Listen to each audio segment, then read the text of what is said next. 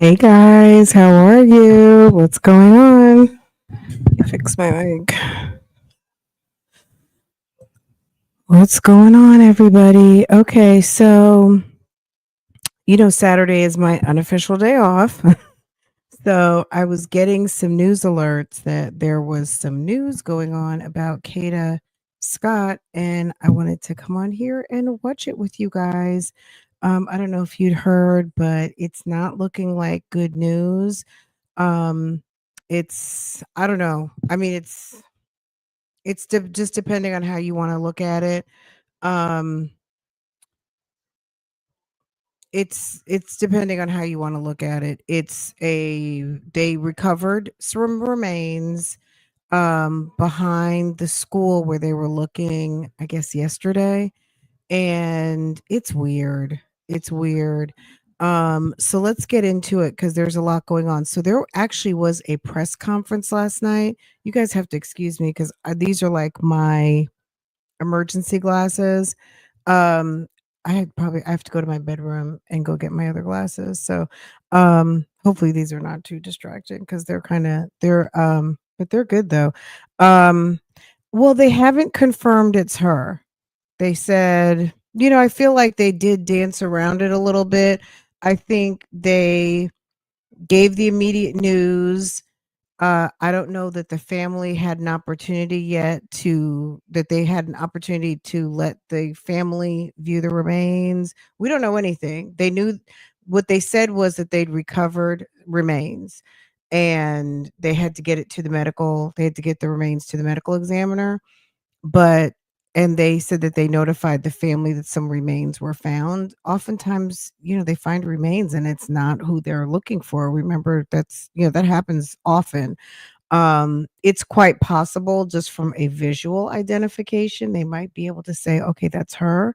What concerns me is if they looked at her and couldn't tell it was her, then that would say something like, wow, what happened?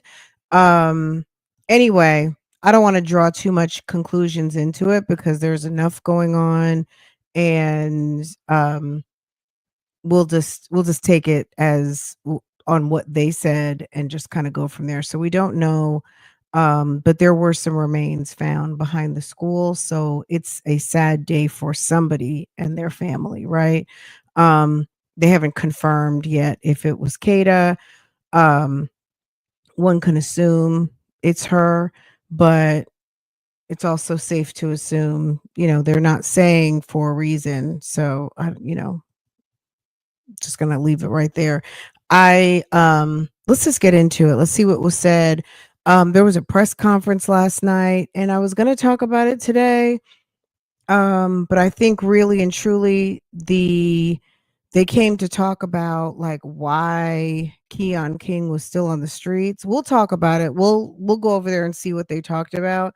But it seemed like they were trying to answer for Keon King and the fact that he was still out here in the community with what he was doing. But how many other people are out here in the community? You know what I mean? Like, people want people to get bail. They want, well, he's not convicted yet and he says he didn't do it, and you know, all of that. So it's kind of difficult, I can imagine. And with the complaining witness not showing up, um unfortunately, I guess however they manage their cases, um it was backburnered until now. I think they've got 3 cases for this guy on top of, if in fact this is Kada and they have all of the supporting evidence to believe that he is the person responsible, then he's got some major problems on his hands. Let's get into this particular press conference. So there's been 2 in the past 2 days. So we haven't seen, at least with us all together, haven't seen them. So let's get into it and we'll talk about it, okay? Let me pull this up. Let's do uh here we go. Hey, everybody. Tap in as you come in because you guys know likes do matter and they definitely help. So make sure tap in as you come in.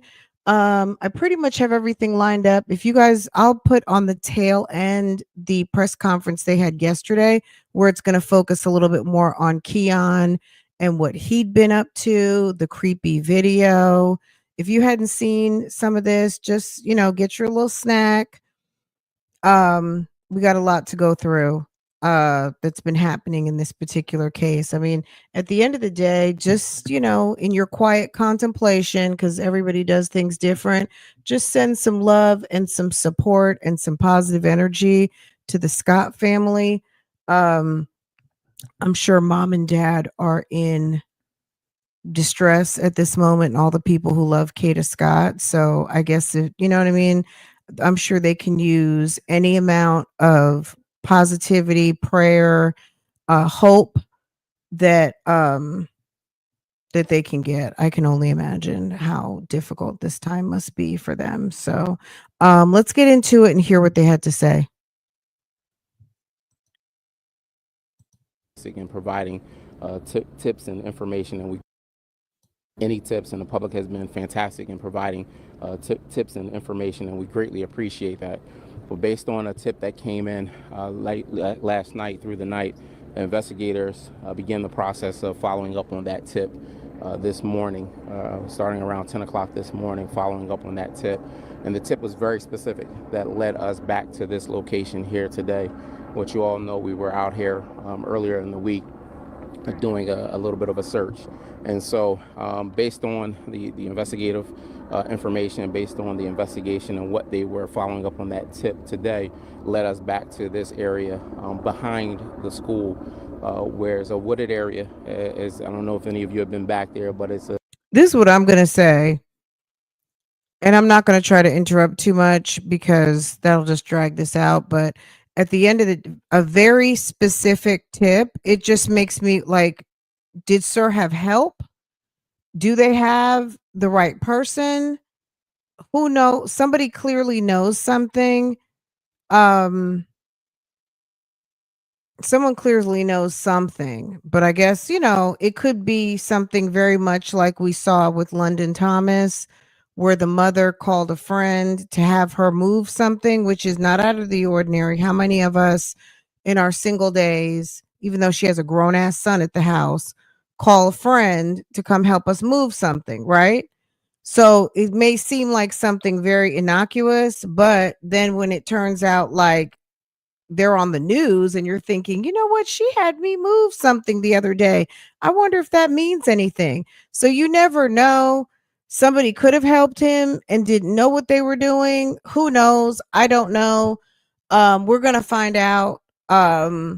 This is just, I feel so bad for this young lady and her family. It's just awful.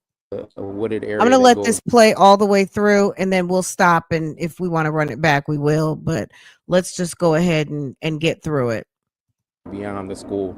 Um, and so we begin to go back into that area where we will locate a shallow grave after being able to remove some of the debris back there, able to locate the body of a human being. All indications at this point is that it's a female. We are not going to confirm at this point that it is Miss Kada Scott, because that has to be done by the medical examiner's office. But we have been in communication with her family as to this process, and the fact that we have recovered a human being. And so at this point, it's still a lot of work to be done.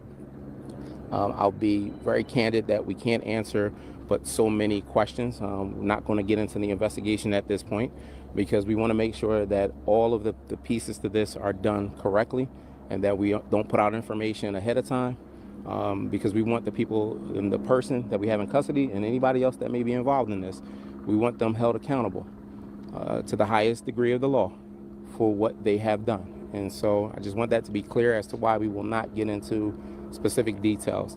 And so that's where we're at this point. Still a lot of work, but I must say a lot of work has been done around this case. As you know, we've been searching, have done multiple searches. We shut down the police academy. That was a decision made by myself and Commissioner Bethel to shut down the police academy over a week ago, where we brought out the entire group of recruits to comb through this area. Again, so I know, listen, no one is happy that this is the ending, and completely understand that this is a lot on our investigators, a lot on all of us, because again, we all have family members, and this could have been any one of our family members, could be anybody's family member, and that's understood, and that's the reason that you see the tireless work that's been done by starting with Northwest Detectives, and then by homicide, by our partners through the FBI, through our forensics office, through any and everybody that has been a part of this process, because we wanted to bring some level of closure to this family. And so, again, we're going to wait until we have official confirmation on, as the medical examiner is going to do their process, and then we will bring that confirmation. But that's where we are right now. Again, I can't reiterate enough how much we appreciate, tips and information that have come in from the public. I still will urge the public that if you have any information, anything that you think is related to this, continue to give us that information via 215-686-TIPS. Still continue to give us that information, because again, we don't know if there are other individuals that have been a victim of this individual that we have in custody. And so I just want that to be clear, that please continue to provide that information if you have anything. But that's where we are at this point. I would also ask you to continue to pray for Ms. Scott's family. What's the process of getting that official confirmation on whether it's her or not? Well, at this point now, we're on the medical examiner's timeline. And so they will, the body will be recovered and transported to the medical examiner's office, and then they will go through their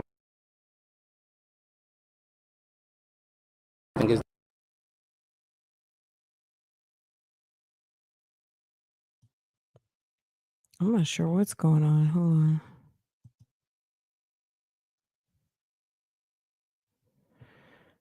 Can you guys hear me? Hold on. I just touched something. I hope I didn't just mess something up. Can y'all hear me? Can you put a 1 in the chat?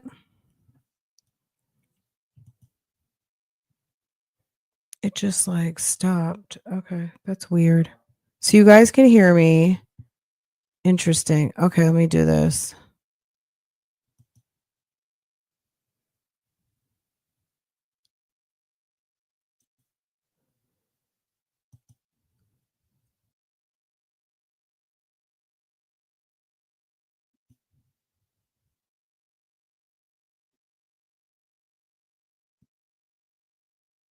It's her or not? Well, at this point now, we're on the medical examiner's timeline. And so they will, the body will be recovered and transported to the medical examiner's office, and then they will go through their. Girl, I have no idea why it's stopping right here. The weird thing to me is him saying that they're recovering the body and they're going to bring the, when I've seen this before, where, we've all seen where they've found the remains of someone, and maybe they have the family close by, or the family is at the police station, at the hospital or wherever they're bringing the remains. It's just interesting to me that they're going to rely on the medical examiner to identify the body. Wouldn't they have the family identify the body first?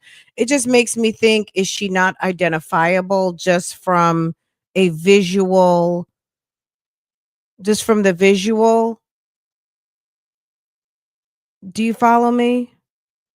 Unless if she's passed a week ago and she's been buried for however many days or whatever happened to her, I feel so bad for this family. It's, I feel bad for whoever this person is. If it's Kada Scott, obviously her family, but somebody was recovered. And I guess based on the tip, one can assume that it's her, because if they wouldn't have had information about somebody else. But yeah, this is awful. That's what I'm thinking. of any location.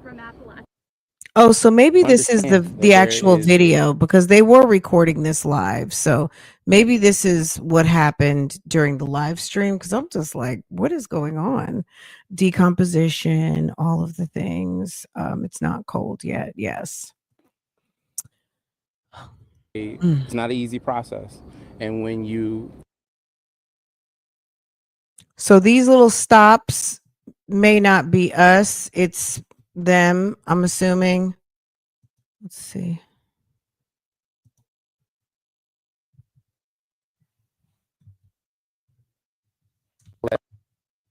again, it that we're here. Make no mistake about it. If we had located the body yesterday, this in terms of it, this discovery would not. This person has been deceased for a few days, and so for some time. I'm not going to say how many days, but this didn't just happen yesterday. And so, yeah, we did a lot of work, and again, I'm proud of the men and women in this organization that have, been doing the work to try to locate Miss Scott. And again, in our minds, we know this was a possible reality, and here we are, unfortunately. Does the timeline match up? There's a timeline of what? In terms of when she went missing and how long it looks like that grave As I has been said, around? I am not going to get into any of the investigative process because I don't want to mess up this case. And I don't want anyone picking apart what we say and trying to create a defense. I want to make sure that we do our jobs in the most diligent way. We give the district attorney's office an opportunity to do their job in the most diligent way, and that we get a prosecution on this incident here. And so I'm not going to get into any parts of the investigation, not out of disrespect, but just simply because I want to make sure that the person we have in custody and anybody else that was involved in this, that they are held accountable the way that they should be. And so that's why I'm not getting into the specifics of the case. The specific tip that came in, could you get into more detail about what was specific about it? Is it in location and was it from a community member? I won't get into the specifics. It's an anonymous tip that came in through our tip line, as we have been asking for. But it was very specific as to detailing us and directing us to a specific location in the wooded area, going back to your question, a very specific location that narrowed it down. Don't know who the tip is from, but grateful that the individual submitted the tip that brought us back here to this location this morning. Just last question. Forget the cursing and the yelling at you guys. It just shows that there's passion behind this. What do you want to say about the passion of the community? They were out here, as you know, last night searching as well. Just your thoughts on just the community's involvement in this case. Listen, I am not offended by the passion that some of the remarks that have been made as we were walking back. I'm not offended at all because that's people's emotion, and this is an emotional situation, and so it's to be understood. However, I know what we have done in the amount of hours that have been put into this process of trying to locate Miss Scott. I know the work that has been done to bring the individual in the custody that we have in custody, and I know the work that these investigators will continue to do to ensure that we wrap this case up and that we do everything to hold the people accountable in the proper way. And so listen, we can't be upset at that. I mean, that's emotion. If that was my family member or if I was someone I knew, I would have the same level of emotion. And listen, to be quite frank about it, the reason I go through the steps of what we have done is because not every community member, they don't know that we shut down the police academy to bring 300 recruits up here to go searching through an area. They don't know that. They don't know that we had teams of dogs from New Jersey State Police come into Philadelphia to help us in the search process. They don't know that. And so it's my job to make sure that I express that so that they know that this police department, we took this case serious. We take every case serious. But the work that's been done to again, bring this to some conclusion. Is this the conclusion that we wanted? Absolutely not. But at this point now, we have to do everything in our power to ensure that we bring justice for this family and some level of closure. And so to answer that, no, it's understandable. Listen, that passion you need, because that's also the passion that helps you drive in the tips. That's the passion that gets you to have the support from the community and getting the information that we got. And so it's understandable. Could we hear So if you can hear in the background, there's like a lot of commotion. People are really angry. And I almost feel like, okay, you're angry at the police. I mean, I get it. They're upset. And I don't know if they're upset at the police, they're upset at the prosecutors, they're just upset at the whole entire situation.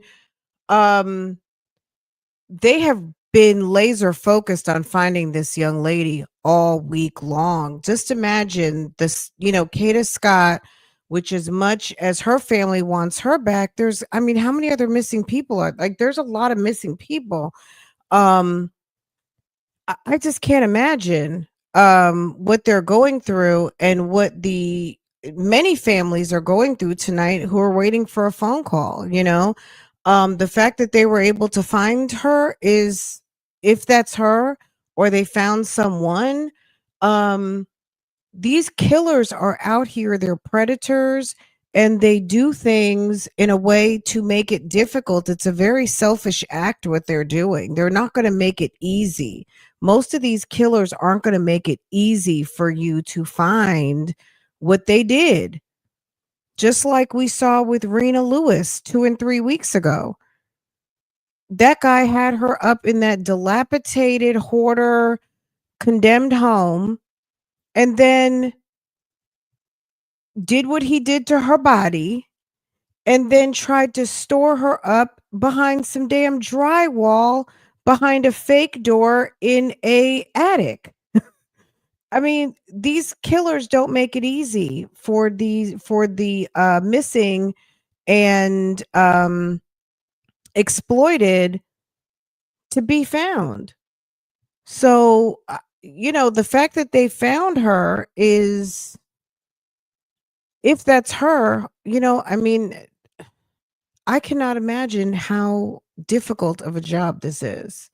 But I mean, the good thing for them is that they've got this guy already locked up. If he is the person, or one of the persons, we don't know if he had help or not. But he's been locked up for what now, 2 days? So it's a mess. from the ADA as well? Absolutely. You believe his auntie provided a tip? Once and if it is confirmed that this is Kada, what does this mean for King? It means that we do our job. It means that we take everything that we know, we take everything that we found out today, we let the MEs do what they do, and then everything will come to us and we'll make the determination of whether we add additional charges. And what would those additional charges be? Once we hear from the ME, I'll have a better answer on that. Obviously, we're like you said, we're going in order. Right now, we're on to the ME. They're going to do their investigation. As soon as we hear from them, it'll guide us in what we do. Thank you so much. Thank you so much. Appreciate it. One last question. Because I mean, the examination of the remains is going to give hair, nails, fiber. There can be carpet fibers on her. There could be blood. If she scratched this guy, there could be hair. I think this guy had a head full of hair, right? People, even as much as they think they don't leave evidence in terms of these crimes, they leave plenty of evidence behind. There can be debris from the vehicle, depending on if she was in his vehicle for a period of time, all of those things. So there's lots of evidence that can be collected to put him with her, and also her phone and all of her app tracking and all of these things. But they're trying to be as open as possible, but also trying to preserve the integrity, because they know that, that the web sleuths are out here, the true crimers, all of the people are listening and want to, dig deep and all of the things into this. So 10 a.m. you guys arrived here. At what time did you guys make the discovery of the remains? Is there an estimate? They were in here. Okay. Later in that, yeah. Because when I say they were here, they were looking for, evidence and other things that would drive us directly where we need to be. Okay. Okay. Okay. Got it. Thank you.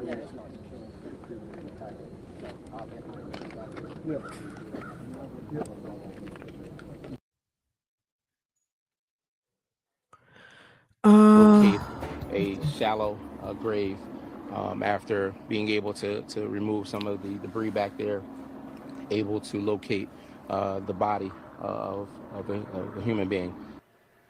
Human remains have been found in the search for a missing woman. Police have not identified who those remains are yet, but the remains were found in the same area. Investigators were searching for Kada Scott.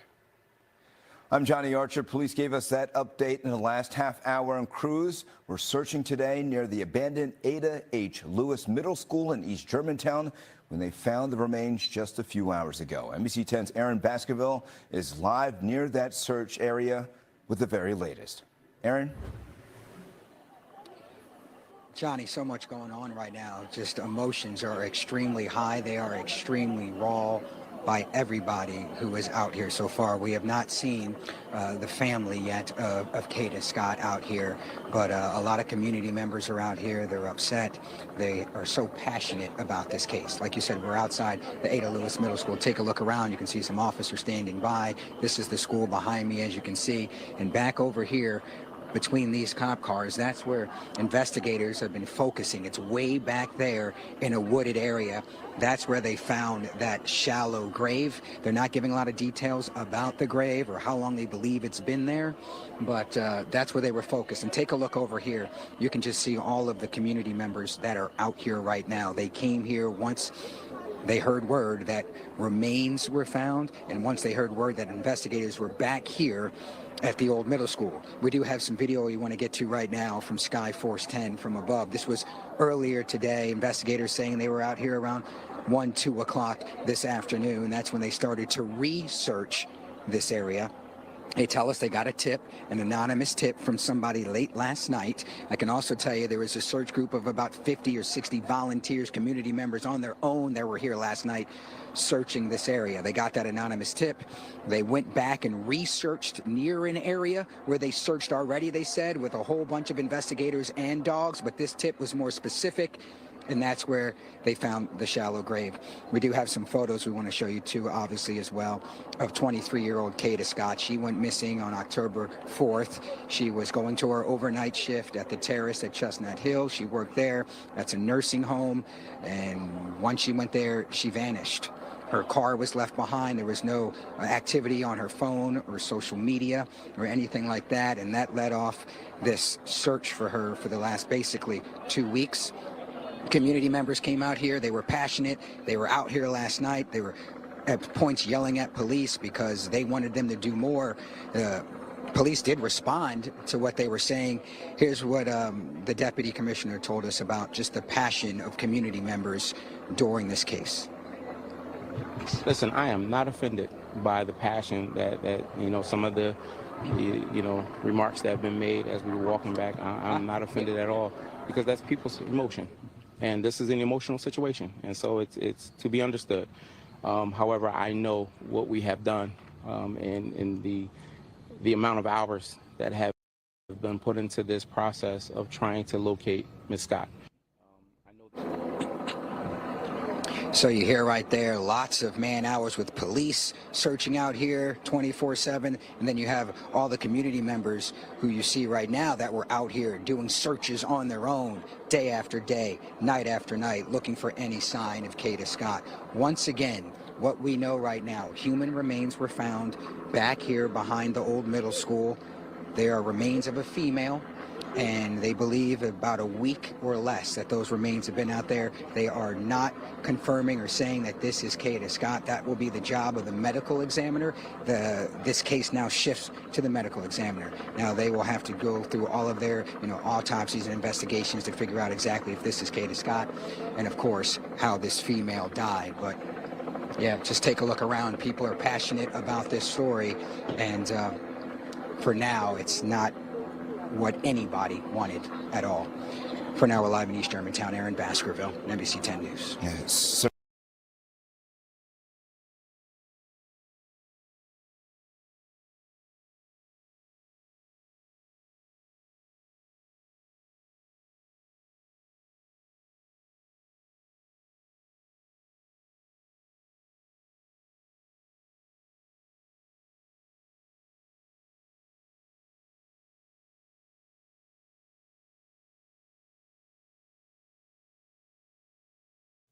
Guys, so this is the press conference when they arrested Keon King. They do have someone. For those of you, I've seen someone say that you're not familiar with the case, and there was a young lady in the Philadelphia area who went missing about a week ago. Let's say 10 days. It's been probably somewhere about 10 days. Um, it could even be closer to 2 weeks, but she went to work, as they stated. She disappeared from her job site, and she'd been dating a guy. The relationship, I think, was over, and he's been stalking her. She was telling some people that she has been getting threatening messages, and it's been, you know, I guess it was concerning enough for her to tell her friends and loved ones that she was getting like weird messages and this guy is still bothering her. So she started vocalizing it to friends and family that this guy was bothering her. And all of a sudden she disappears. And here we are. Okay. Kada Scott, which occurred on October 4th, 11 days. This press conference is 3 days ago. Okay. This is when they arrested Keon King, who is the guy who they charged with kidnapping, and they're holding him. And this is who she was dealing with um, at the time of her disappearance. Turns out that he had a similar case. There was some situations with that case. It didn't get prosecuted. The complaining witness decided to not show up for whatever reason. And then upon further investigation, there's been a third person identified, and maybe others who've dealt with this guy before, and that he's got a pattern of activity. And like with a lot of these criminals, we know this, and I'm sure you guys see this. It amplifies, it increases, and they, whatever they're doing, it amps up, and it goes from one thing to another thing to another thing to more violence, and then maybe eventually a murder. And this might just be it. So, all right, let's see what's going on here. All right. Good morning. Just want to give you an update on the disappearance of Kada Scott, which occurred on October 4th, 11 days ago. Going to provide you an update in terms of an individual that is currently in custody for his involvement in the disappearance of Miss Scott. However, still a lot of work needs to be done. And so just want to make that very clear as to why we are here and the information that you will receive. Essentially letting you know how we have gotten here, but more so the public's help that we need right now. The public has been very, very helpful thus far in providing a lot of information, which the investigators have been able to track down a lot of the leads, which has helped us get to this point here. But as I said, a lot of work still to be done. The number one priority is locating Miss Scott. I just want to make that very clear. And so while we are at this stage of this now, that's our priority. And so we will ask for your help in locating this vehicle, which you'll get a little more information. It's a 1999 metallic gold Toyota Camry with a Pennsylvania tag of MSX0797. But we need to know where this car is. We need to find this car. Making this very clear, it's not to just focus on the. So since this press conference, the car has since been found. So again, like I said, this press conference was 3 days ago. So if you're thinking, well, they found the car, they found it. They found the car maybe 2 days ago. So this was 3 days ago. I think so. Today's Saturday. Let's say Thursday, they found the car. They found the car Thursday. They were searching over at the school yesterday. They were searching in the vicinity of the school several days. They were in and around the area, not specific to the school, but maybe there was like an arboretum. There were a couple of locations that were in the general vicinity, but the concerning thing is, I guess they've tracked this car throughout the city. How could they track the car? Girl, license plate readers are everywhere. Okay, if you don't know that you're being tracked around your city, I'm putting you on alert now.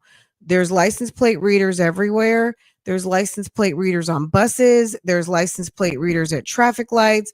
There's license plate readers on your highways. They're everywhere.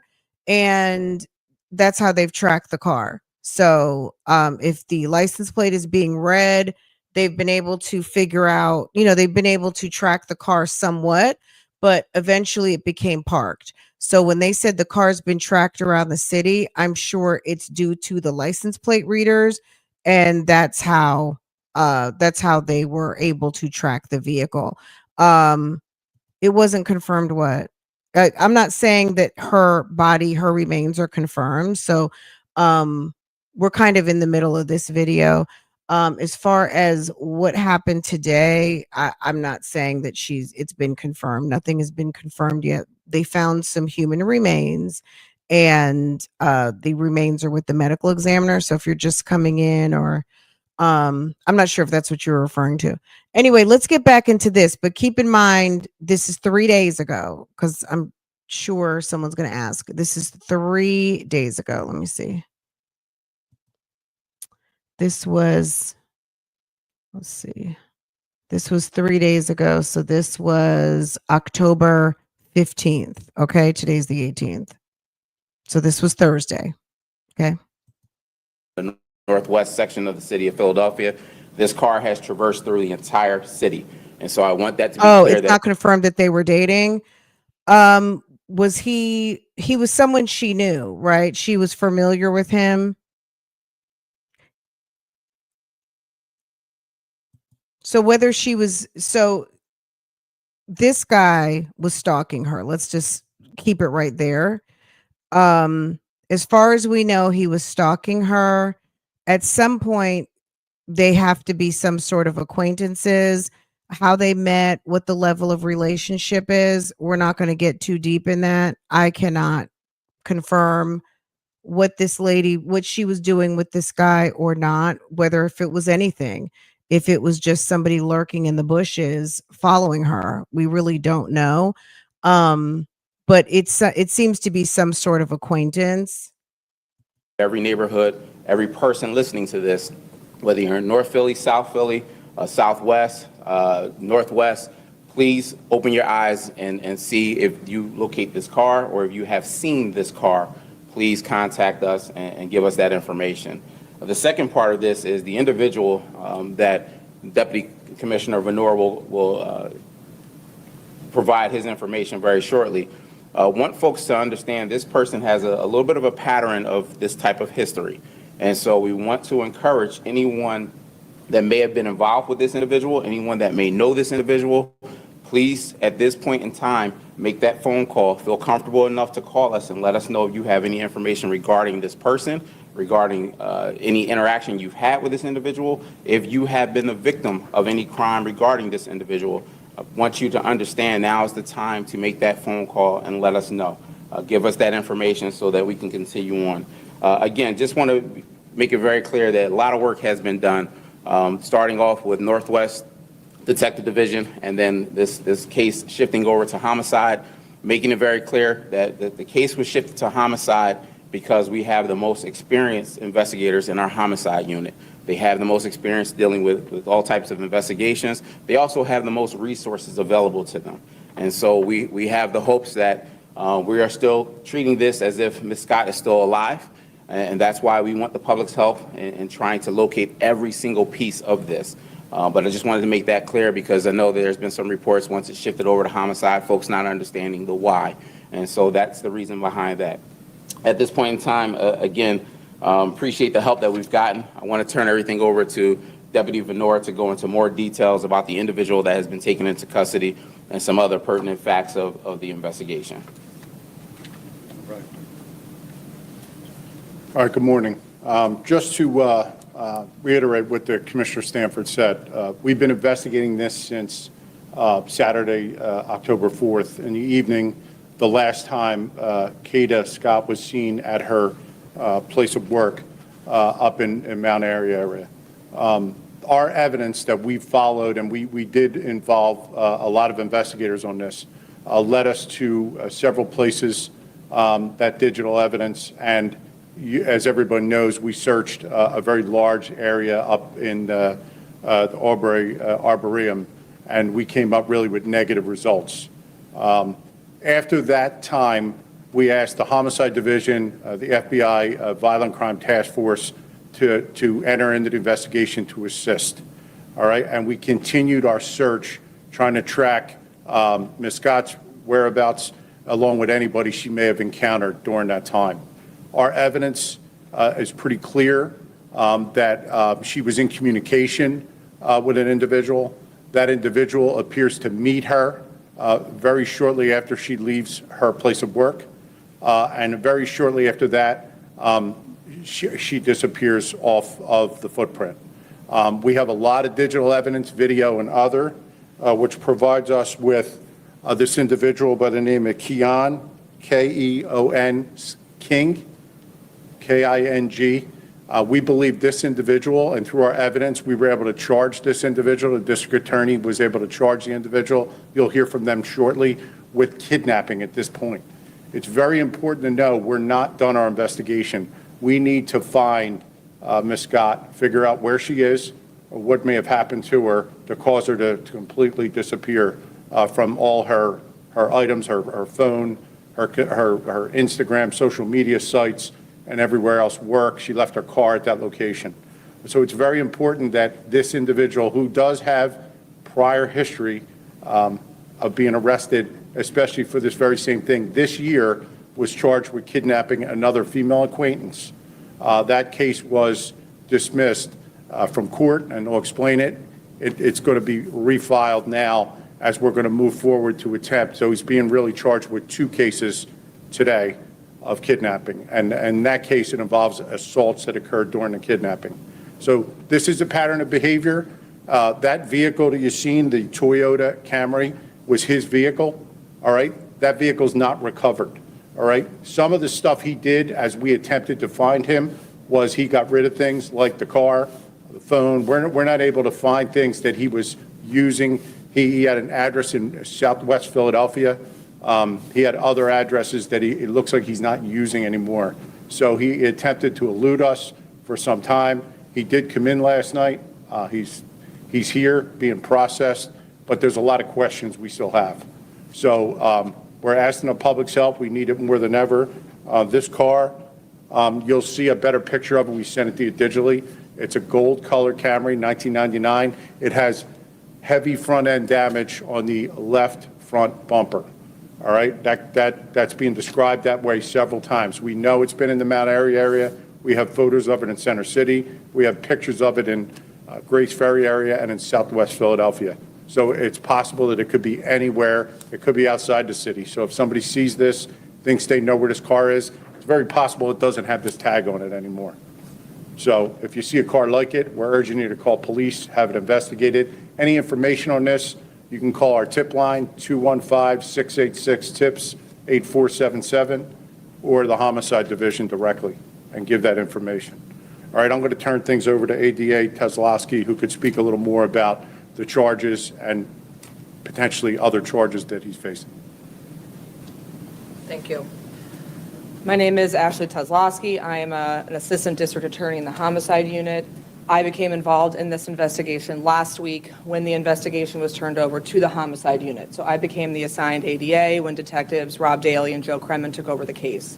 The first thing I want to say is that PPD and our federal partners and Detective Daly and Detective Kremen have done an amazing job to get us where we are. Today I'm joined by Tracy Washington from our Victim Services Unit and also Bob Listenby, the first assistant of our office. What I can confirm is that our office, as of the early morning hours into the early morning hours this morning, did charge this individual with charges, the lead charge being kidnapping. You know, as we've said multiple times at this point, we do not know where Ms. Scott is. So at this point, our lead charge is kidnapping. What we're able to confirm and what I was able to charge based on is what we know, which has already been said, which is that this person, Mr. King, is the last person we believe to be in contact with her, and that he was in contact with her when she went offline, meaning her phone, everything. So at this point, the investigation has led us here, and we're able to charge him with kidnapping, recklessly endangering another person, use of a communication facility, meaning his phone. We were able to track his phone and communications on his phone.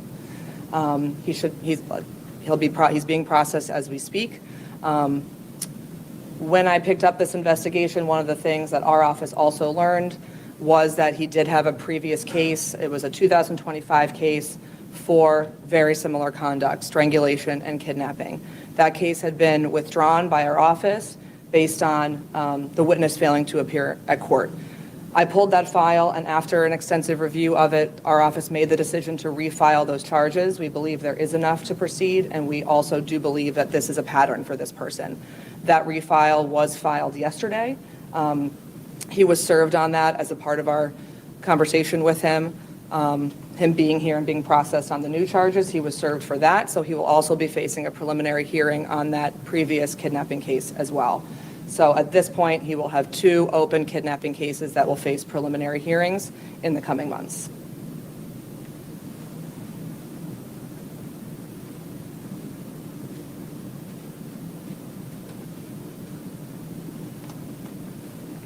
I don't know if there's any questions. For the district attorney's office, how many times does a defendant, does the case appear before a judge that it's then withdrawn? I mean, how many times does this matter come before a judge and the decision then gets made, it's withdrawn? It depends. In this specific case, what I could tell you is that after the first listing, when the victim failed to appear, the case was marked what I'll call must be tried, which is a little bit of a court lingo, but basically saying if it's not tried by the next listing, it'll either be dismissed or withdrawn. It was marked that way after the first listing when she didn't appear in court. And then at the second listing, when again, we didn't have the witness or the victim in court, it was at that point withdrawn, given the previous marking. Do you have his date of birth? I do not, but I'm sure we can get that. Yeah, okay. The video that was seen of the vehicle in the area of the Arboretum, do we believe that's the vehicle that? I just feel like, and people have said this, but I don't know. I'm just thinking like when you have someone who has suffered a traumatic event like a kidnapping or even domestic violence, things like that. And we know the budgets are tight, but those victim services people, the victim service advocates who stay in close contact with the victims are like key, because if a victim goes dark, like let's say they just kind of disappear, they're trying to work on themselves, they're trying to get over what happened to them, they're dealing with the trauma, they might not want to deal with the police. There's many different reasons why somebody might become unavailable for something super important. I mean, it's really important. But if they're just trying to make it through the day and then they're getting the phone call, they got to come downtown, they got to park their car, they may not have support, they got to get back to work, they may not want people to know. There's any number of reasons why somebody might fall off track with the police, knowing good and well that they really need to handle that business, because if this person doesn't, if you don't participate, then this person can be back out here. They can be knocking on your door again, and or they can be hurting someone else. So, I mean, I just don't know what they're going to do with like victim services to be able to stay in close contact with these victims, because I mean, I don't know that it's the investigators that do it. I don't know, but yet these cases can start to fall apart. So anyway, okay. I feel like we saw this one a little bit, but it's almost over, and then we'll roll over to the press conference they had yesterday, because the community at large has been very upset about this whole thing and this guy running around the streets. And I don't know if it's just because of Keon, or is it just because, period, it's just getting out of hand that we're dealing with these type of crimes. So this vehicle has on such a frequency, if you will, and people don't want to feel like their children, their adult children, their adolescent children, can't even walk the streets. Like, it's just not safe. Traveling all over the city. So we do believe this video is involved in what we're talking about, and we have it all over the city in concert with how he's moving as well. We have it.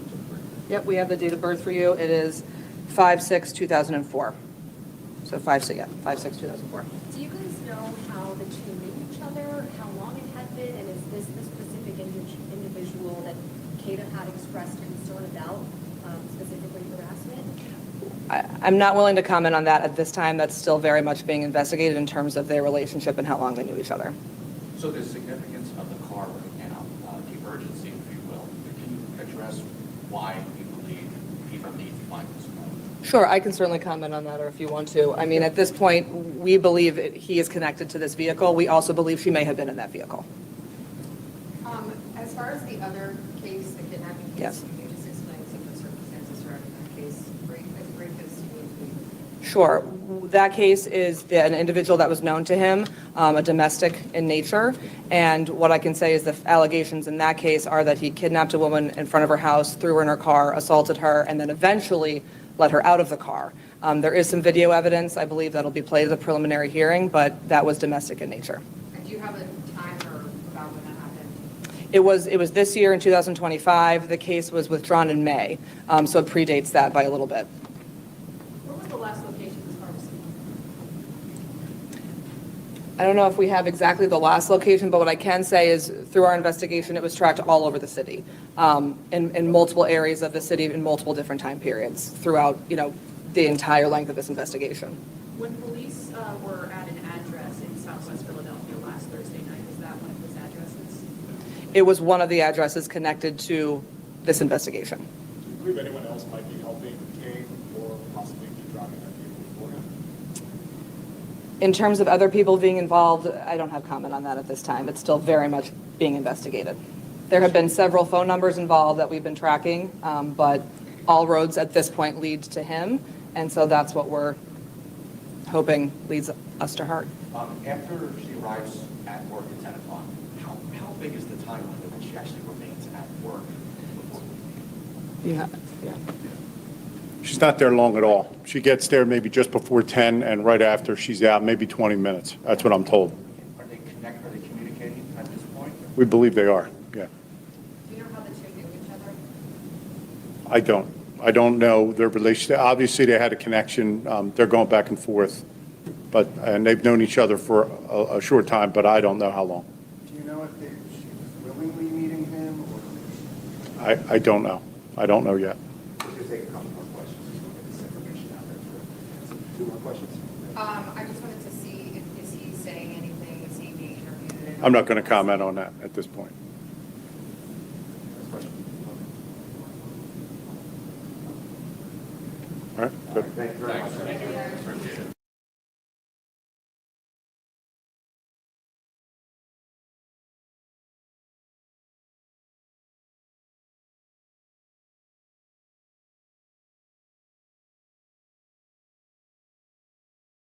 Okay, so this happened yesterday evening. Oh, let's see. This is the district attorney. The efforts to further this investigation and this ability in order to address. So there's quite a bit of concern regarding the I don't want to say the wrong thing, lack of results.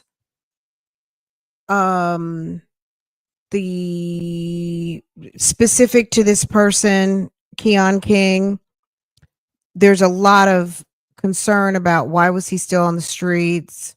Why was he not prosecuted? What happened? This, that, and the other thing. I do think that across the board, it may not just be a Philadelphia thing. It's just a thing in general. I think that it takes so long to prosecute a case. If you or I had a situation and someone is arrested, okay, it could take a year to 2 years for it to be adjudicated, right? People want to reset. When something traumatic happens to you, people want to reset. So, not to say all victims fall off, they don't, but there definitely is some drop off somewhere. And there needs to be some sort of connection between the law enforcement and the victims to keep them engaged in the process so that they don't lose these victims, because oftentimes you've got people who've passed away. Of course, their families are highly engaged, but people who have been traumatized, who live through it, people have to get back to work. People have to get back to their life. They're trying to deal with whatever happened. And the longer and longer it takes, sometimes people don't want to relive or have to go back through. So I'm just saying there seems to be a need, an identifiable need, especially when you have crimes that take 2 and 3 and 4 and 5. We saw a case with Cash Out. That took like 4 or 5 years for these people to be prosecuted. I'm sure the victims were waiting for their opportunity in court. And there may have been some victims that they lost because maybe people didn't want to come, after so long. I'm sure you guys follow what I'm saying. So I feel bad for that victim who did not go, because I hope they don't feel like because they didn't show, Keon was still on the street. But it's unfortunate. So there does need to be some updates in how they manage cases. There definitely needs to be some update in how cases are managed, and get some of these people who may not seem so dangerous, but kidnapping is a pretty aggressive, egregious act. So that's not something that should be lightly like, well, I guess we're going to drop the charges. So anyway, that's my 2 cents on that. Anyway, let's hear what the district attorney has to say. Any questions the media may have, or anything else that we can do to support the ongoing investigation of the kidnapping of Kada Scott, the efforts to safely locate her, the efforts to further this investigation in this particular case. I just want to start by saying October is Domestic Violence Awareness Month. Our My bad. prosecutors, Sorry, victim guys. advocates, and law enforcement staff are deeply concerned about every victim and survivor of crime, and those who are victims of domestic violence are extremely important to us. And we will be giving a few more details about the investigation and prosecution of defendant Keon King. Most of the details of the case you already know. You're aware of them. But I want to make sure that we are keeping the public updated, and I want to make sure that people understand that the FBI, the Philadelphia Police Department, the DA's office, other law enforcement partners are working 24/7 on this case, are doing everything we can with the remarkable, unusual, extraordinary support and help coming from the public to address the situation we all face. I think part of what is really, perhaps what has animated so much community help, such an unprecedented effort that we are seeing by the community to get us information, to get the police information, anonymous tips, tips about cars, tips about evidence locations, things of that sort. We even have some information that additional victims of this defendant from incidents that never resulted in an arrest are starting to come forward. I think part of what is happening here, and it's good news, is that young people are seeing themselves in Kada. Older people see their kids, and they would like to know that everyone is doing everything they can, no matter how perfectly or imperfectly, but they're doing everything they can to try to deal with this horrific situation. I am here to say to the public that I am fully committed to there being justice in this case, to every single thing that can be done for Kada being done now. I'm not alone in that. I can tell you that the mayor has gone to somewhat extraordinary and very impressive lengths to try to address the needs of this family, to make sure that this investigation goes as smoothly as possible. Police Commissioner, I know, feels the same way. He and I have been on the phone a couple times speaking directly about certain aspects of this case over the past several days. I can't tell you exactly what that was about because, as I said, the investigation is ongoing, but it was about stuff that mattered. It was about stuff that was important, and we were very much of the same mind about how to address that issue.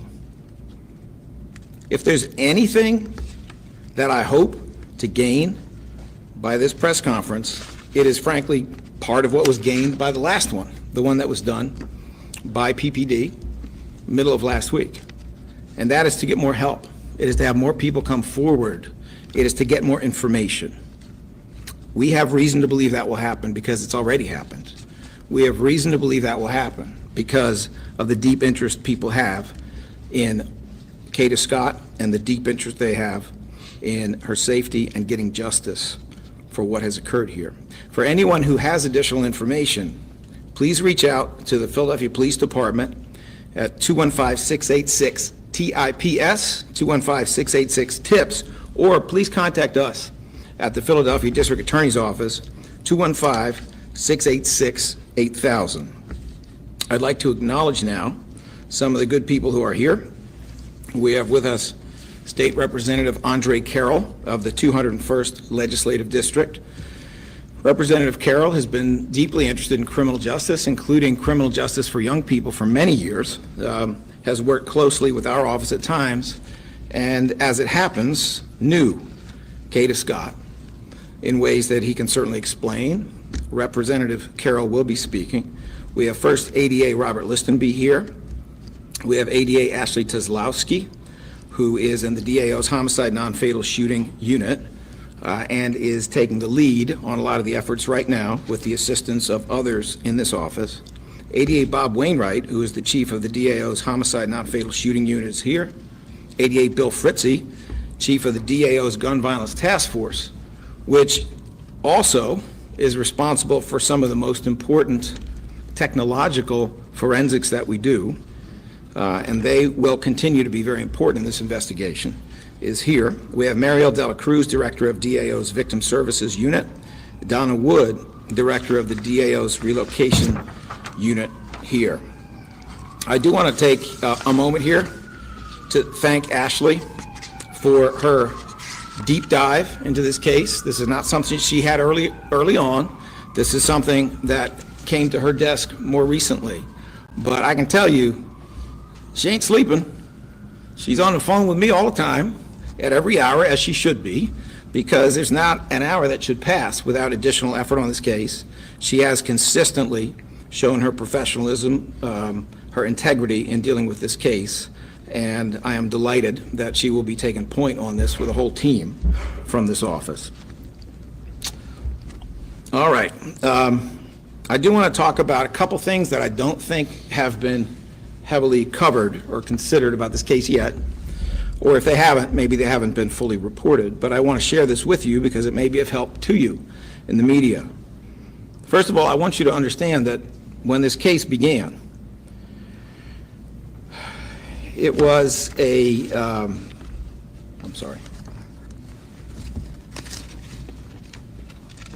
When this case began, well, let me rephrase that. There's been some discussion about a prior case involving defendant Keon King, involving a different victim, a case that ended at the preliminary hearing. And there has been discussion about some of the events that occurred there. There is no doubt that there's a list of people in this office, outside of this office, and no, it doesn't matter who they are, but there's a list of people who made a lot of good decisions and a couple decisions that could have been made better, that could have been better, right? There's certainly that has been discussed. But we also can't skip over some of the systemic issues here that are not small.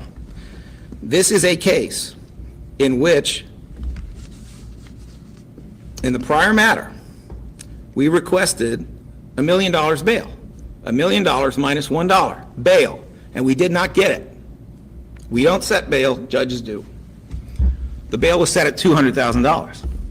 Why? Well, probably because the commissioner who set the bail probably imagined that was enough to hold Keon King in custody. It wasn't.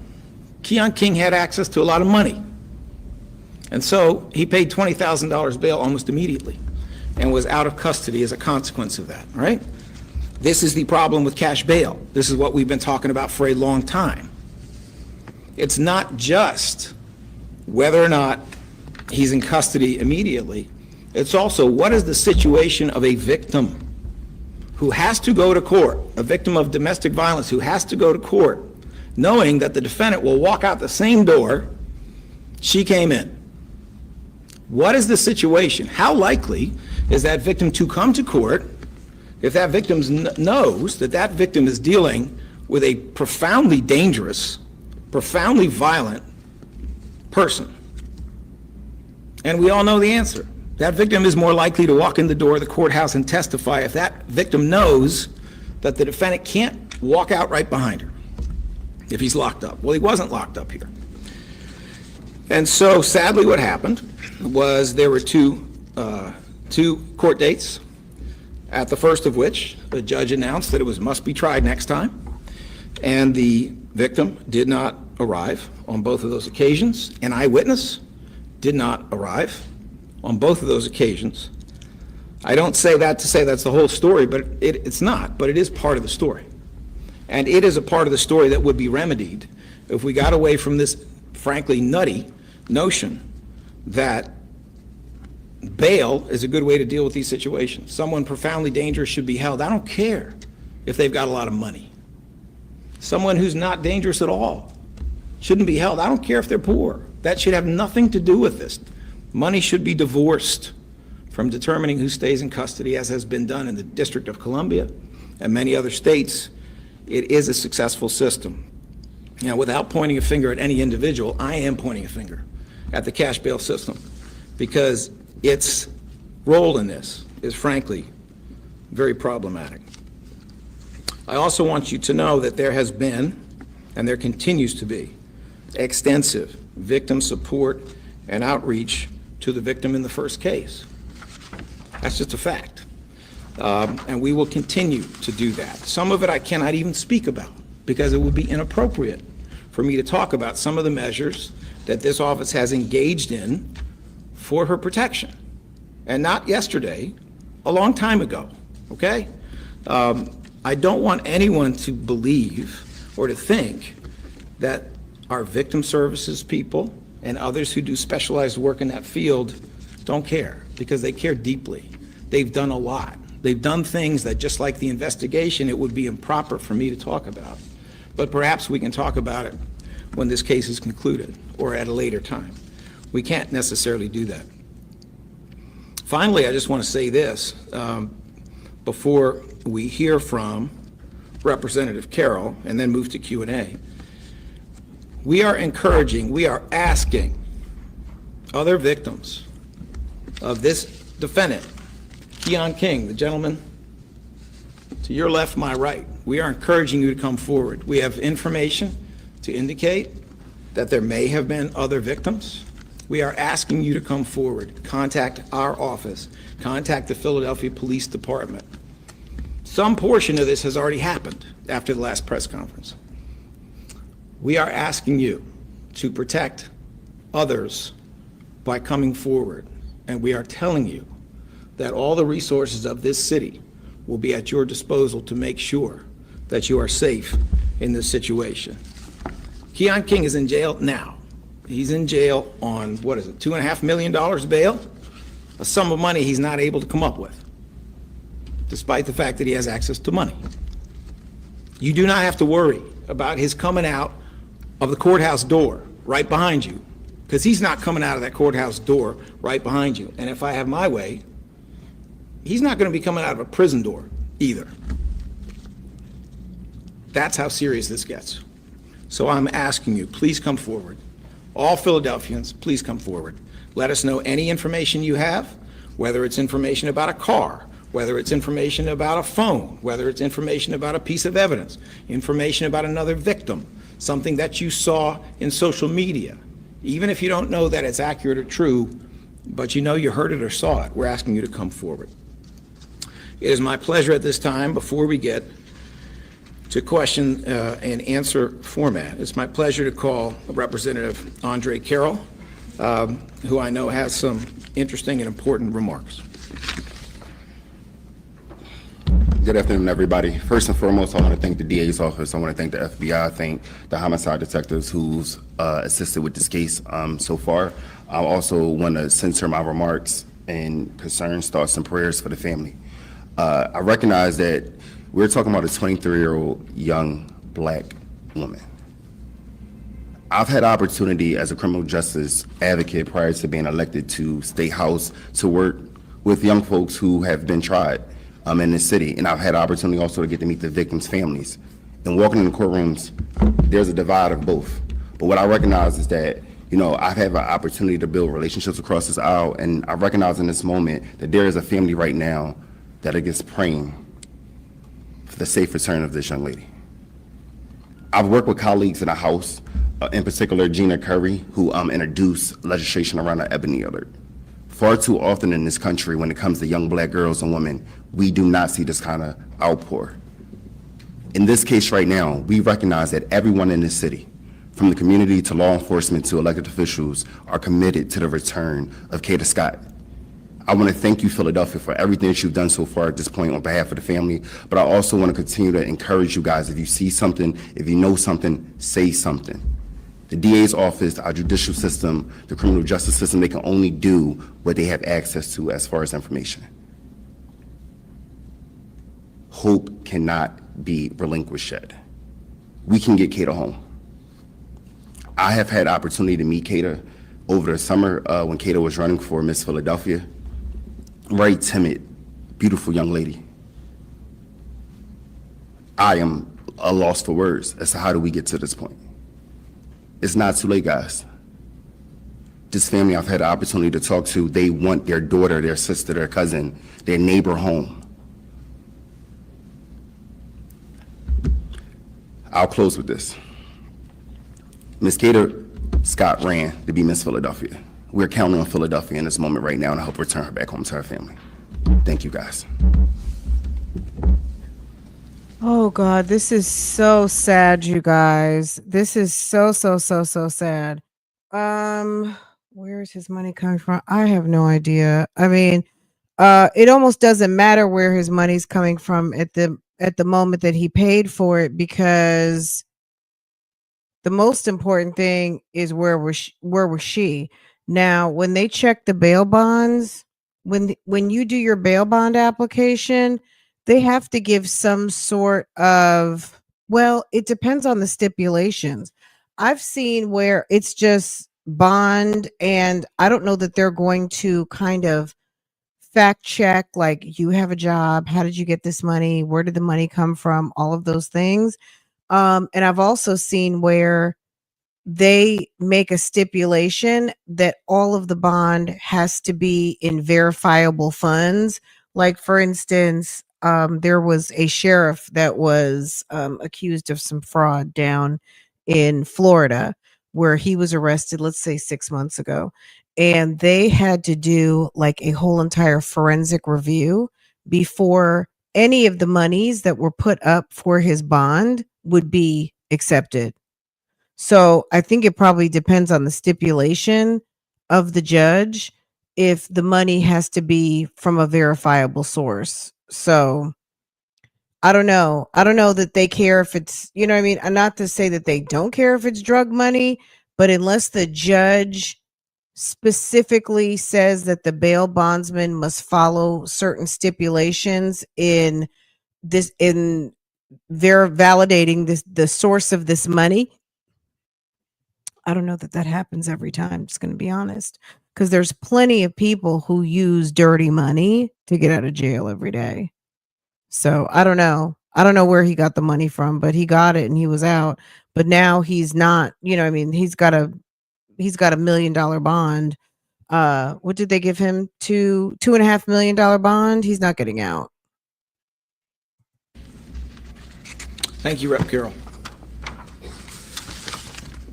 One final comment before we go to Q&A. The sad truth is that the story of Kada is not just about Kada. It's about a lot of other women. It's about a lot of other women who don't report what has happened to them out of fear or because of the unique dynamics of domestic violence or for some other reason. It's about a lot of other women who do report, and then for a wide variety of reasons, including fear, but not just fear, don't go to court, please report. Please come to court. Please let us try to do our very best with your case to protect you. Please. You are not just protecting yourself from things that can get a whole lot worse than you imagine, but you are protecting every other woman in Philadelphia. And you're doing it at a time when, sadly, the national climate is not fair to women.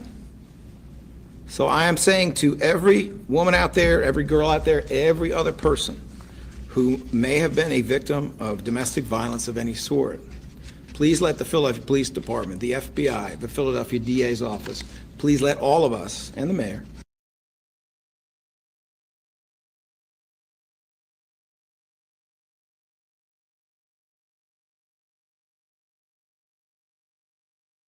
sure as best we possibly can that there. Sorry about that, guys. Please let. So I am saying to every woman out there, every girl out there, every other person who may have been a victim of domestic violence of any sort, please let the Philadelphia Police Department, the FBI, the Philadelphia DA's office, please let all of us, and the mayor, please let all of us support you by coming forward. We will do justice. We will make sure that the accountability fits the act, and we will make sure, as best we possibly can, that there is the right outcome. All right. With that, we will move to Q&A. Channel 3 CBS, Joe Holden. Mr. Krasner, thanks. So if bail in the February, January incident, when it came before the courts in April, was not sufficient, your office could have moved for bail modification, correct? You have the option of trying to do what is often a midnight or 3 o'clock in the morning telephonic appeal to a municipal court judge. The unfortunate reality of this is that some, but not all of these judges don't want you calling them in the middle of the night. And if you do, they lower the bail. They don't raise it. They don't leave it. They lower it. So it is always a complex strategic decision. Why is that? Why would they lower the bail? Because of a phone call? Because they don't want to be awakened in the middle of the night, because they don't want appeals. Now, there are a lot of great MC judges, a lot of great CP judges as well. These appeals go to municipal court judges. So I don't want you to think in any way I'm saying that's what all of them do. But we know that it's done, and we know that it's done way too often. And therefore, you have to make strategic decisions about who that judge is, what hour of the day it is, whether there's any realistic possibility of increasing the bail. And we are still locked into a cash bail system in which some things that were done in 1978 seem to make sense to some of those judges now. So it's always a delicate balance, because the last thing you want, who knows exactly how much money Keon King has when he first gets arrested. The last thing you want to do is to appeal it and then drive the bail number down so he's able to get out when you were asking for 5 times what it ultimately turned out to be. What's the access to cash? Can you elaborate on how he financed? That is an aspect of this investigation that I cannot really get into right now, but I can tell you there is reason to think that he had access to cash. I'm going to go in order, and if I miss you, please remind me, okay? All right, let me see. Becca Hendrickson, 6ABC. Yeah, Mr. Krasner, what does bail have to do with your office's decision to not prosecute anyway then and drop this case? So the actual history of this case, as I understand it, and please understand, we've been trying to dig into this to make sure we are accurate. If anything I say turns out to be inaccurate, we're going to correct it, okay? But my understanding of what happened with this case is that it involved an eyewitness, it involved a complainant, there was some other video evidence that was available, and at the first listing, eyewitness was subpoenaed, the complainant was subpoenaed. At the second listing, once again, there were subpoenas. We believe that at least 3 of those 4 subpoenas, all of which went to the addresses that were identified, we believe at least 3 of those 4 got to their destination. There were multiple phone calls that were made, phone calls to the victim in those earlier cases. And they were not just made by one person. It was made not only by the prosecutors handling the case on both dates, but also made by people in victim services. Those calls resulted in voicemails being left that were detailed. They were not returned at that time. The eyewitness did return a phone call. The eyewitness expressed that she was reluctant to come to court. I think that's a fair statement. Efforts were made to get the eyewitness to encourage the complainant to come to court. And ultimately, what occurred is the eyewitness did not show up for the first listing, neither did the complainant. The eyewitness did not show up for the second listing after a judge had marked it must be tried, neither did the complainant. We could have done better in that a really sophisticated approach to the case would have been to try to put it all on with video evidence. That is not usually an easy thing to do. I would say with 20/20 hindsight, it's something that could have been done, and I own that. I mean, ultimately, the buck stops here. It's not my job to throw other people under the bus. If there's a decision that is poor, and I believe that that was an incorrect decision, then we have to own it, and we have to try to do better moving forward in order to change that. But what I am saying about the bail is that it could have made all the difference in the world at the first listing for that eyewitness. If this man was locked up, she might have showed. It could have made all the difference in the world at the first listing if this man was locked up. The complainant might have showed, and the same is true for both of them at the second listing. Think about it. This is obviously someone who at this point we understand. But the eyewitness and the defendant knew him, okay? We know what he's capable of now. They knew at some level what he was capable of then. And the reason they had to worry that he was going to come out of the same door they went in the courthouse right after they testified against him is because he was on bail.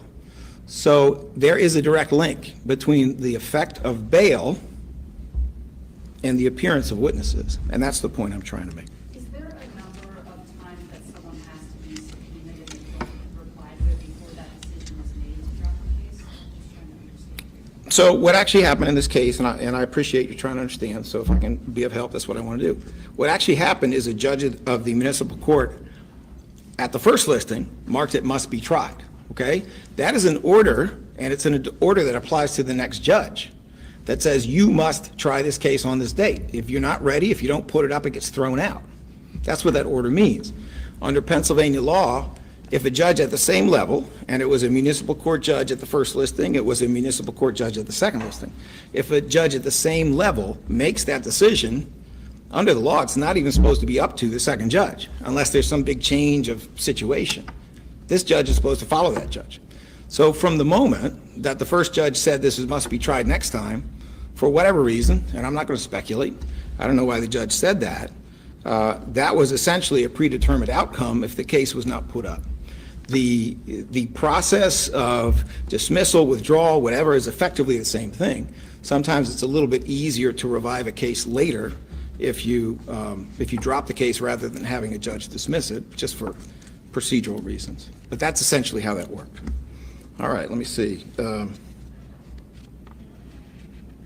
Is it Shaira Arias? Shaira, my apologies.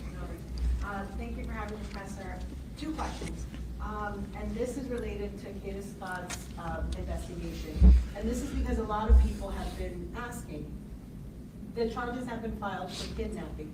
What new details can you give us about what exactly happened on October 4th, besides the fact that they were possibly last seen together, that folks could maybe get a hint, an idea of what exactly happened on October 4th, that you would be able to move forward with those charges of kidnapping? What happened that evening? All right, if you'll just allow me 1 second to speak with Ashley.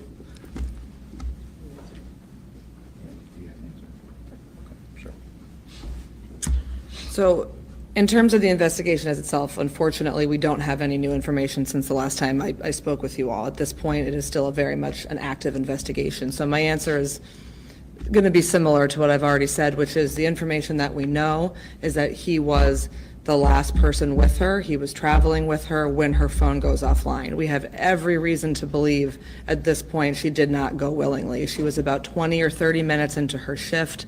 From all of the witnesses, her family that we've spoken to, this is unusual behavior for her. And as we now know, several of her items have now been found in locations that don't make much sense. So at this point, we have every reason to believe she did not go willingly. And at this point, you know, we're 2 weeks later and we still don't have her. I think we have more than enough at this level to charge him with the charges that he's been charged with, which is kidnapping, criminal use of communication facility, recklessly endangering her, and all the charges that we approved. Thank you, actually, and my last question was, how many new victims have come forward since? So at this point, that's still very much in flux. I know the police department, I know our victim witness team are all fielding those calls, and so I'm sure at some point we'll have more information on that, but at this point, you know, I wouldn't want to speculate in terms of how many there are, but there are people coming forward. Thank you. Let me also just supplement that without getting more detail than I should. Supplement that by saying sometimes when we get information or the police get information, it's coming about, let's just say, a car, right? Information about a car. Well, the significance of that information may be a lot more than what even the person providing it believes. If you get information about a car, if that takes you to a car, if that allows you to do DNA on that car, if that allows you to do geolocation on a navigation system in that car, if that allows you to look for other things, that may branch off in multiple directions and provide layers and layers and layers of important information. And as you all know, we are, and by we, I mean the Philadelphia Police Department, the FBI, other law enforcement partners are actively searching for her now, okay? So any tip, any information that's coming in, even if it's about a prior incident in which Keon King was involved, even if it's just about how he always does the same stuff, that may fill a gap in this investigation that's absolutely crucial to every effort to bring her home safely and to get the family justice. Is he cooperating at all with? I cannot comment on that at this time. Jennifer Lee, Channel 29 Fox. Thank you so much for taking questions. I'm wondering, the prior kidnapping case, the victim, is she now working with your office? Has she come forward since this recent arrest? What I can tell you is that there has been significant contact with her, including meeting in person with members of the DA's office, significant contact with her family. I'm sure you can understand there are reasons why it would be inappropriate for me to say exactly where or exactly when. But yes, there has been significant contact with her. There have been discussions with her and her family. We have worked in the past and even now to make sure that she is in the safest position possible, that her needs are met in terms of what it means to bring a case like the one that she brought. And did she tell you the reason why she didn't show up in the prior court dates? Is it similar to the reason why a lot of these TV cases don't move forward in court like you're suggesting? I'm not going to comment on that at this time. First of all, because I don't want to speak for her. I don't think that's fair to her. But also because I'm giving you the best information that I have. I certainly can't speak for the mental state of another person. And we are also making every effort to check our facts and make sure that our facts are strictly correct. So I'm going to respectfully decline to speak for her on that point. The social media video that has been widely shared now, is that from that prior kidnapping case? Well, let me just say this. Is that the video evidence? Now, I'm not sure exactly which video you're talking about. I'm aware of what you might be talking about, but there's a little more social media out there perhaps than some people may realize, so I don't want to misspeak on that point. All right, let me see. Ellie Rushing, Philadelphia Inquirer. So there might be more posts, but I guess they want to be careful because they probably don't want to flood this person's social media, but it's out here. The creepy video with the guy peering in through the window. Let's take one more question and then we're going to pivot. Well, this is someone we haven't seen, this investigator here. I guess let's just stick with it. It's only like 5 more minutes. Guys, if you have not yet hit the thumbs up button, hit the thumbs up for me, or not button, but you know what I mean. Hit the thumbs up for me. If you have not hit the thumbs up yet, if you're new here, welcome. This is a little bit of a different Saturday night, but I just felt compelled to talk about this tonight. It was just really sad news. And it's just it's awful. Wanted to bring some awareness tonight, and we'll wait for the results to come back for the confirmation. I know some people are reporting, I've been seeing online, that she's been found and all of those things. I haven't seen one report that says that it is her. I guess one can assume it is her, but until the authorities state that it's her, we're still waiting for the medical examiner and the authorities to be able to validate who it actually was that they recovered. Can you give a little bit of clarity on when the warrant was issued for his arrest in the January incident? Because, so if the first case was dismissed in February, then she would have just been kidnapped and reported that a month earlier, right? Why not go to the judge and say, we just had another incident, this is evolving and we're still trying to get it done? All right, first of all, I just want to make sure I understand the question, if you'll just allow me a moment.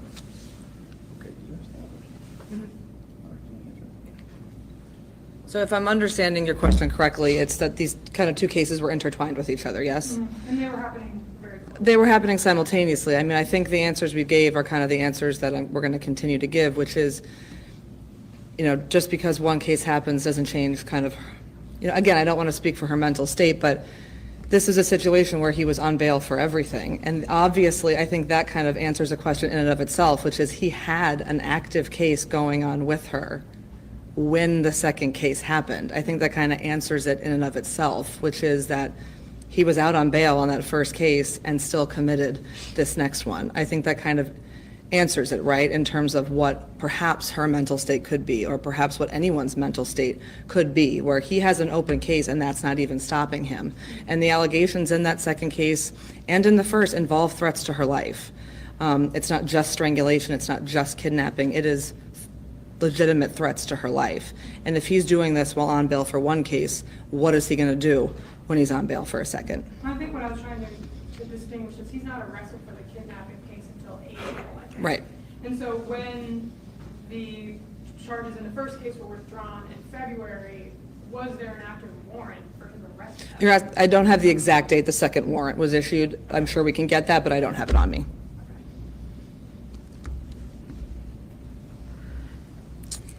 All right, Sherry Stone, Philadelphia Tribune.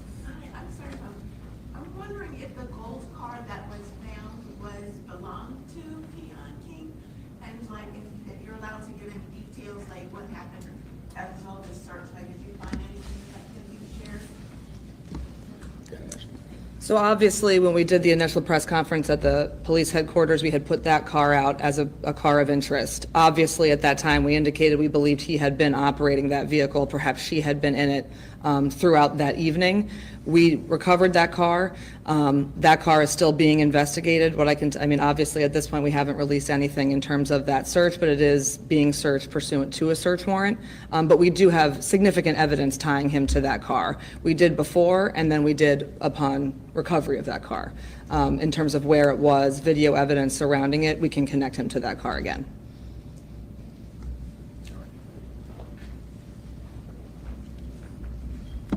Dan Horan, Philly FPV. Yes, thank you. Just want to ask you about your victim services unit. It seems like there's a lot of incidents where you spoke on people are afraid to show up to court. is there any part of your team that meets with these victims or speaks to them before the court case, to meet them at the court and to move with them through the process and then out afterwards to make sure they get through their car and it goes smooth? So I can give you the short answer, but I think it makes more sense to let Mariel Dela Cruz, who is the chief of our Victim Witness Services unit, give you the longer, more detailed answer. Thank you. Good afternoon, everyone. So there are several things that happen when it comes to getting victims and survivors to court safely. So in some instances, we do have assigned detectives who are working in our office. So DAD, so detectives that are belonging to the district attorney's office, do a transport to and from court.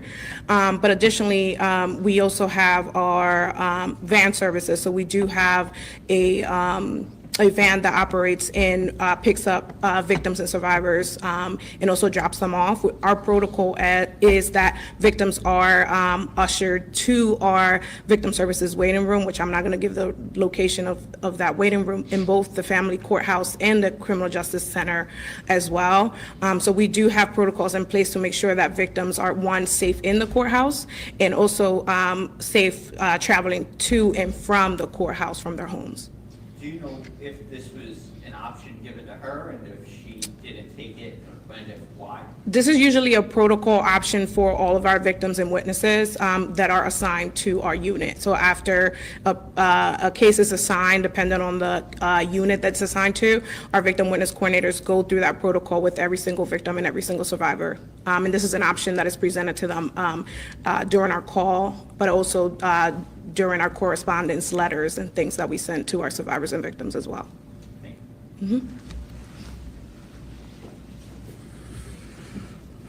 Philadelphia neighborhoods. That would be Lauren Morris, Colt Gunn, and Kevin Gruen, who I am passing? Okay. Very good. Now, I know that some of you came with questions on other matters. I don't want to interfere with this press conference by inviting those questions now, but what we'll do is shut it. Okay, guys, let's pivot real quick. So at the time of the recovery, this happened. So I don't know if you guys saw the video of the recovery. There's like a whole video where there's a helicopter in the vicinity. I'll drop the link to this. It's very they're in the area. If you can see my green arrow, I think they identified the body somewhere right here, because later in the video you're going to see a little bit of a tarp.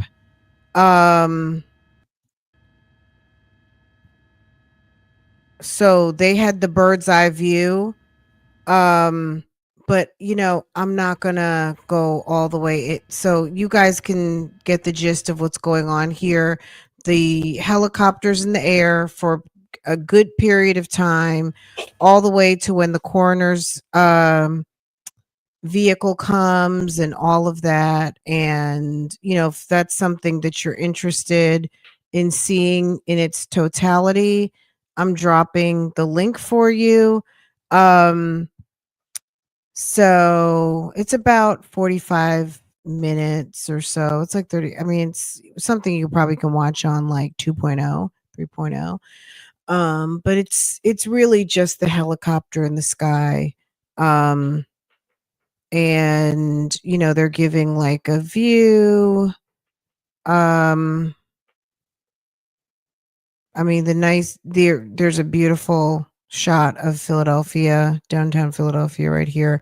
The helicopter flying away, but it's sad. It's very sad. The coroners, after the remains have been identified and secured in the van, but I'm not going to show you guys when they carried the body to the van and all that stuff. If you want to see it, it's in the link I just dropped in the chat. So let's pivot here. But yeah, lots of information. I mean, the one thing I'm going to say is I certainly appreciate the information, because, people are following, people want to know, people want awareness. the people of Philadelphia have been really good about getting the word out because it's a story, everybody's interested and people were rooting for the family and rooting for Kada and hoping that she would come home safely. And, as of tonight, that might not be the case, but, it's really sad. Let's hear what this reporter had to say. Hi, Drew. So we are back in East Germantown. If you've been following the Kada Scott investigation, today is 2 weeks since she went missing. And we are back here at Ada Lewis Middle School, which has been abandoned for over a decade. And we got the update from police that they found human remains belonging to a female. They say these remains have only been here no longer than a week. Obviously, heartbreaking news for a lot of people to hear. And while police are not confirming that this is Kada Scott, they are obviously acknowledging the high possibility. And police say now the medical examiner will need to confirm who this person is, the remains, who they belong to, and everything will kind of go according from there on. So if you've been following the case, Kada Scott, she was last seen at her workplace, and that is over at the terrace at Chestnut Hill. That was 2 weeks ago, the night of October 4th. Police have said that she showed up to work and was only there for about 20 minutes, and then she disappeared. And throughout this investigation, we've then learned that the last person she had communication with is a 21-year-old named Keon King. And police say they have evidence digitally as well as through video that this was the last person that she interacted with. Now, Keon King, he was arrested earlier in the week. He turned himself in Tuesday night. Police announced the arrest Wednesday. He's facing several charges, including kidnapping. And we know that there are other prior victims who've now come forward, including the victim of another 2025 prior kidnapping case that was withdrawn from court in May. But obviously, the big news here is the fact that human remains were found. Let me just show you what it looks like now. So you can see that there still is a bit of a police presence, and all the way down the street here, Ardley Street, you can see there's a large group of people. So many people have been following this investigation. They've started to help even with the search. We heard there were over 40 people last night right in this neighborhood searching the grounds of the Arboretum, searching the grounds of this abandoned middle school. And, there were a lot of emotions going on after police announced that they found human remains. So many people who are heartbroken for the family, so many people who are upset by the fact that, remains were found now and not sooner, especially after some of those tips that they provided to police. Now, police tell us that they actually showed up here because of a very specific tip. It was an anonymous tip, and it led police behind this abandoned middle school to a heavily wooded area, and that's where they made the discovery here. So there's a lot to get into tonight. We're definitely going to keep you updated as we learn more. But again, the big notes on this: human remains were found belonging to a female. The remains have been here no longer than a week. This is a property that has been searched before in connection to the disappearance of 23-year-old Kada Scott. We've had her family on Good Day. We've interviewed them over these last couple of weeks, and we know how much she was loved and also how many people had so much pride in what she was doing. She was working in healthcare. She had opened up a beauty facial salon at a very young age. She was described as a go-getter. So obviously this is very heartbreaking discovery for the family. But again, police are going to wait to confirm through the medical examiner.